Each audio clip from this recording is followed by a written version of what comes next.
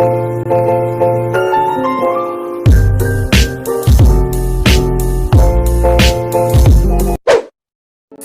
warahmatullahi wabarakatuh. Di sini kelompok kami akan mempresentasikan tentang sel saraf seperti macam-macam neuron, proses pengantaran impuls, serta cara kerja pada sinapsis. Perkenalkan, nama saya Giska Fria Dutauka, kelas 11 MIPA 3, nomor absen 5. Perkenalkan, nama saya Dina Bulansa Putri, kelas 11 IPA 3, nomor absen 02. Perkenalkan, nama saya Zakatul Zulfa dari 11 IPA 3, nomor absen 3. Perkenalkan, nama saya Ahmad Rifki Ramadan dari kelas 11 IPA 3, nomor absen 1. Sel saraf. Sel saraf atau neuron merupakan satuan kerja utama dari sistem saraf yang berfungsi menghantarkan impuls listrik yang terbentuk akibat adanya suatu stimulus atau rangsangan. Jutaan sel saraf ini membentuk suatu sistem saraf.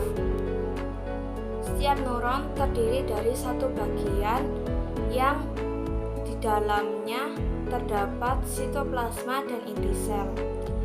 Dari badan sel keluar dua macam serabut saraf, yaitu dendrit dan akson.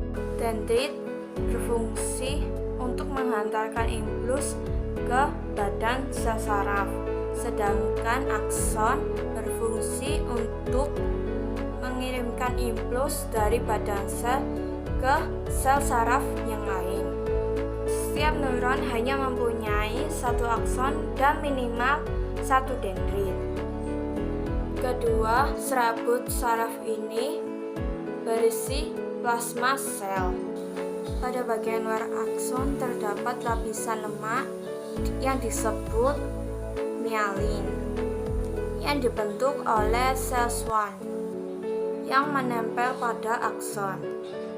Sel Schwann merupakan sel gila utama pada sistem saraf perifer yang berfungsi membentuk selubung myelin. Fungsi myelin adalah untuk melindungi akson dan memberikan. Selanjutnya adalah proses pengantar impuls melalui sinapsis dapat dijelaskan sebagai berikut. Pertama, impuls berjalan pada akson sel saraf sampai bongkol sinapsis. Selanjutnya, gelembung sinapsis berisi neurotransmitter atau cairan pengantar rangsang akan bergerak ke membran prasinapsis. Neurotransmitter kemudian akan menabrak membran prasinapsis. Keempat, gelembung sinapsis akan pecah sehingga neurotransmitter keluar ke celah sinapsis. Terus, neurotransmitter kemudian berjalan menuju ke membran postsinapsis. Neurotransmitter kemudian akan menempel pada reseptor di membran postsinapsis. Impuls darah telah disampaikan ke dendrit sel saraf selanjutnya.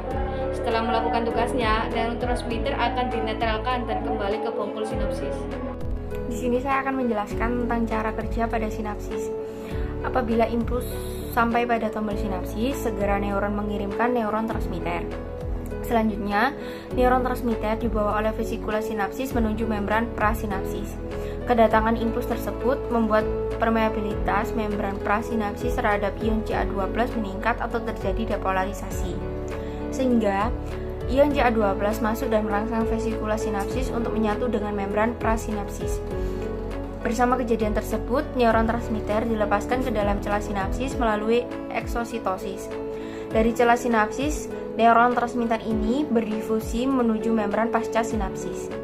Setelah impuls dikirim, membran pasca sinapsis akan mengeluarkan enzim untuk menghidrolisis neuron transmitter. Di sini saya akan menjelaskan macam-macam neuron. Neuron berdasarkan jumlah uluran. Neuron bipolar merupakan sel saraf yang memiliki dua juluran dari badan sel. Neuron unipolar merupakan sel saraf yang memiliki satu juluran dari badan sel.